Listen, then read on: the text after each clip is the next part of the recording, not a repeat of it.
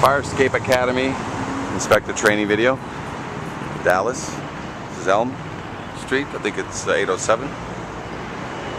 Looking at a fire escape. Things to look for when inspecting a fire escape to write a violation.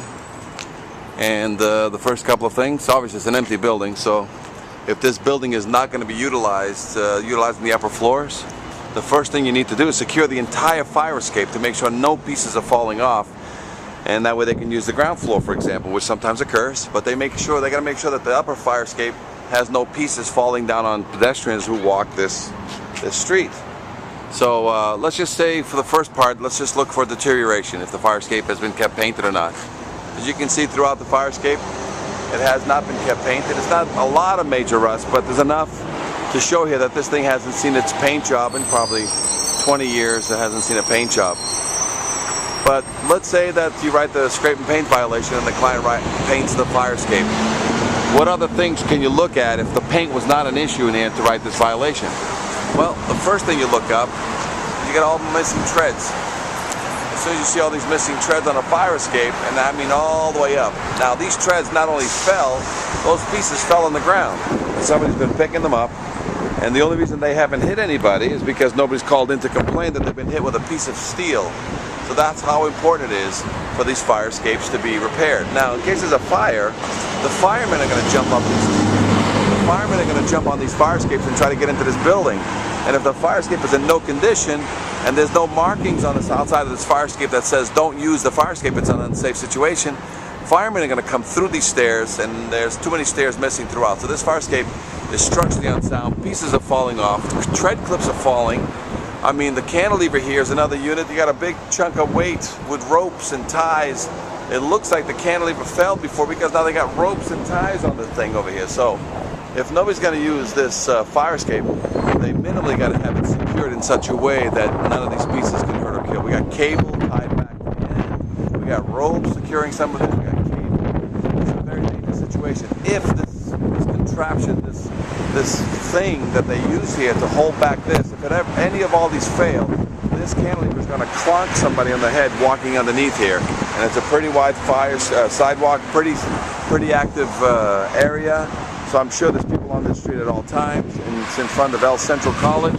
So this fire escape, while they're waiting to rent, minimally this fire escape should be structurally repaired to make it structurally safe and structurally sound. So anything over a city street, if it was on the side, we can cordon it off with cones and stuff, but this is over a street. So all fire escapes over any major street, the fire escape should be 100% safe until such time that the upper floors are used, and they should be structurally sound and tested and repaired, because as you can see, if any of this gives way, you're going to get somebody hurt. So we got enough structural problems on this fire escape to write an unsafe condition violation on this particular fire escape. I believe it's 807 Elm, but lots of problems on this fire escape. Chunks and chunks of fire escape have been falling to the ground over the many years on this building, and till this date, some people may or may not have been hurt with all the debris that has been falling, but somebody's been picking it up because we got lots of pieces missing. If you have any questions on this evaluation of 807, you can call us directly at 866-649-0333. You can also visit us online at fireescapeengineers.com. You can also go online to YouTube videos or Google video and type in Fire Escape Inspection, Fire Escape Inspector, Fire Escape Repair, Fire Escape Seminar, and there's many videos there to help you raise the awareness on how to properly inspect, how to properly maintain fire escapes, and training for inspectors, firemen, building inspectors, housing inspectors. We offer free confidence tests, free tags, free training, free seminars on fire escape awareness to any and all cities throughout the United States. Fire Escape Academy Inspector Training. Alright, so when you got a fire escape of this kind, one of the things you have to look for is one of two reasons to write a violation. The code is very simple. You must find deterioration or you must find an unsafe condition. So let's just see if we have enough to write just on deterioration, and have they been keeping it painted. So let's look at this, and you can obviously see that the fire escape has some spot rust, but not really enough to write a major violation. So On deterioration, you're not really seeing anything in here that you can say, hey, you know, this fire escape is deteriorated, the guy's not been keeping it painted, because, you know, with a spot paint job on this, I'll get this thing back up to original paint job. So I can't find enough, because 75 to 85% of this fire escape has been painted. But now let's take a look at structural. Let's take a look at some of the things that are an issue. One is, look at the height of this compared to this door, and whether or not, you know, this thing, I'm 6 feet. I basically come in under it just probably a few inches high, but a 7-foot guy would conk his head on this. So this weight should have actually been reversed or higher, because the rule for everything is 6'8", and we have to be careful that this thing doesn't conk somebody on the head. The second thing is, we got chains on this that are just welded. So if these chains ever gave way, this thing would actually drop and conk somebody in the head, and the front of that would go straight up in the air. So there's no catch. A lot of times right on this wall you put a catch so that this thing will never go beyond horizontal, and there's not one. So if any of these chains, which are very badly welded, ever break, and these welds are all rotting as we speak, and so are the ones up there. So minimally, you don't weld chains, you bolt them through so that they, if anything fails, it's the bolt or the chain. But right now that weld fails, that's going to be, so you got a safety issue happening now.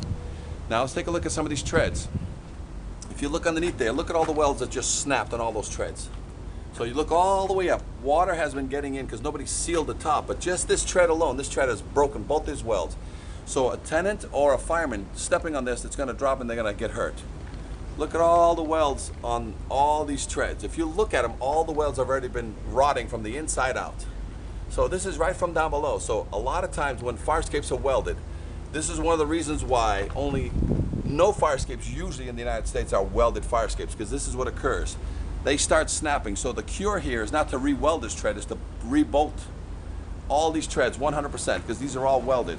Welds fail very quickly. Bolts outlast welds.